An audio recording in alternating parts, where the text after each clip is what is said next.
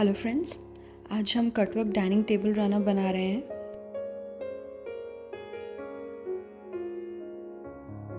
Cutwork करने के लिए हमें कोई ऐसा मटेरियल चाहिए जो सिंथेटिक हो या फिर रॉ सिल्क या सैटिन या कोई भी सिंथेटिक मटेरियल हम यूज़ कर सकते हैं।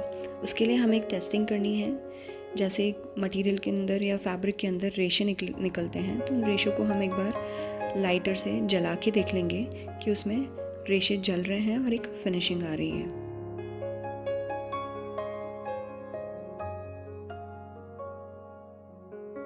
जैसे इसमें लाइटर से जलाने के बाद में एक फिनिशिंग आ गई है, दैट मीन्स ये मटेरियल हम यूज़ कर सकते हैं।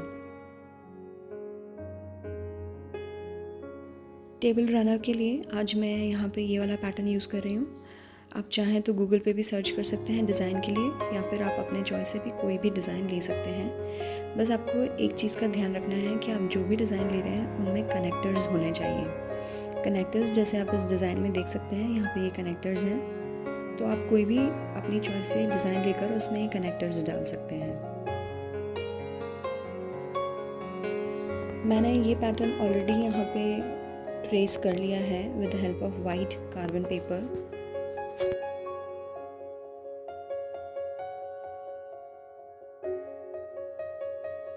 अगर आप किसी छोटे प्रोजेक्ट पे काम कर रहे हैं तो वहाँ पे आप ये एम्ब्रॉयडरी लूप लगा के इस पे काम कर सकते हैं, बट हम यहाँ पे टेबल रनर बना रहे हैं और पूरे टेबल रनर पे एम्ब्रॉयडरी लूप लगाना पॉसिबल नहीं है, तो हम ये नहीं लगाएंगे।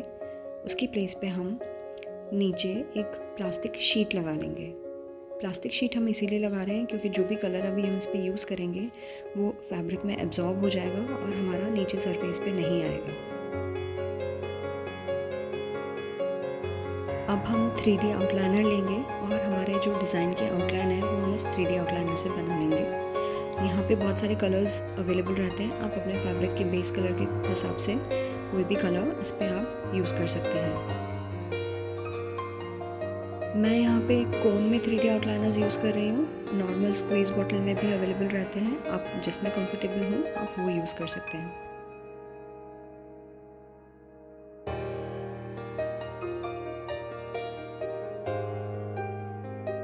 जब हम फैब्रिक पे 3D आउटलाइनर यूज़ करते हैं तो वो 90 डिग्री के एंगल में उसका नोज़ल होना चाहिए, बिकॉज़ अगर 90 डिग्री के एंगल में नहीं होगा तो कलर जो रहेगा वो हमारा एब्जॉर्ब नहीं होगा फैब्रिक में और ड्राई होने के बाद में पील ऑफ हो जाएगा। और अगर 90 डिग्री एंगल में रहेगा तो वो प्रॉपर्ली एब्जॉर्ब होके वो उसकी स्ट्रेंथ आ जाएगी।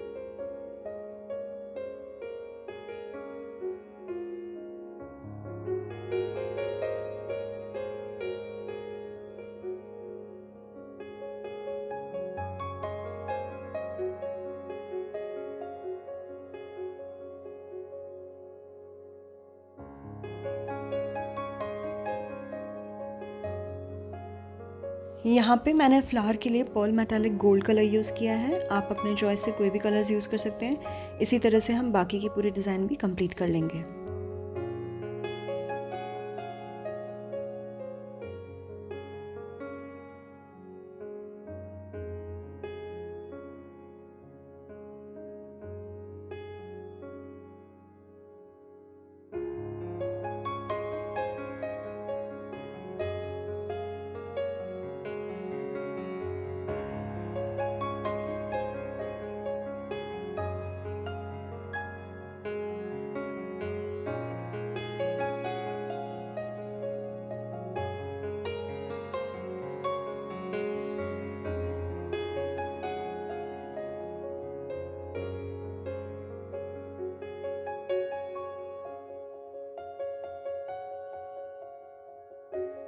हमारी डिज़ाइन कंप्लीट हो गई है और अच्छे से ड्राई भी हो गई है। अब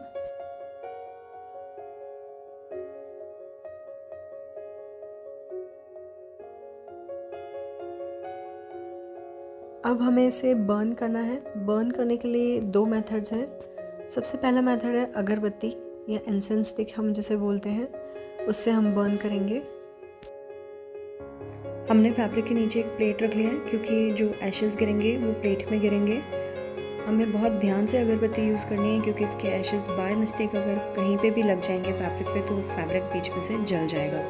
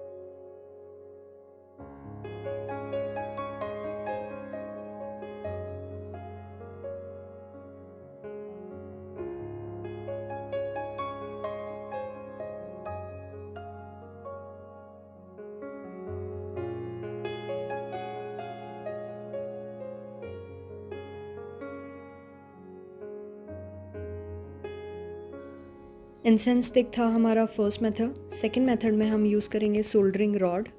ये रॉड हमें कोई भी इलेक्ट्रिशियन की शॉप पे इजीली मिल जाएगा। इससे काम थोड़ा जल्दी होता है और कहीं फैब्रिक का कहीं और से जलने का प्रॉब्लम भी नहीं रहता इसमें।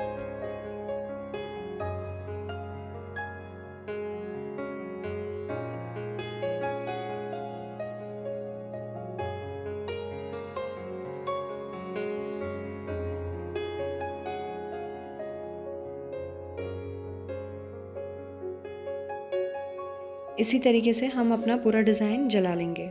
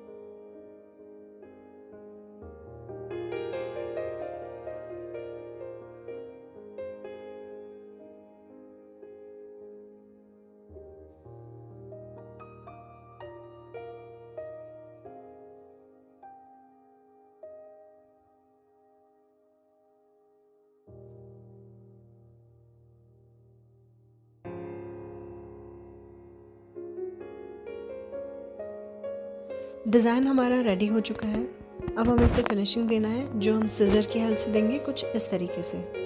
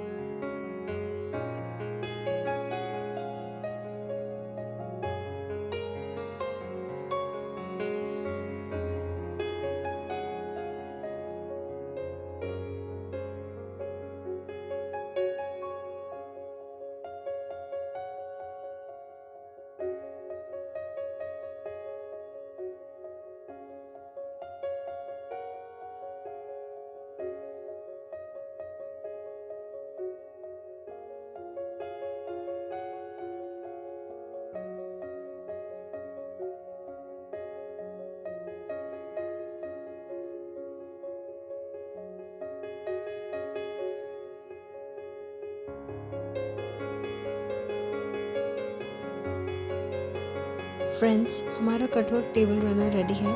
अगर आपको ये वीडियो पसंद आया है तो इस चैनल को सब्सक्राइब और लाइक ज़रूर करिएगा। Thank you for watching.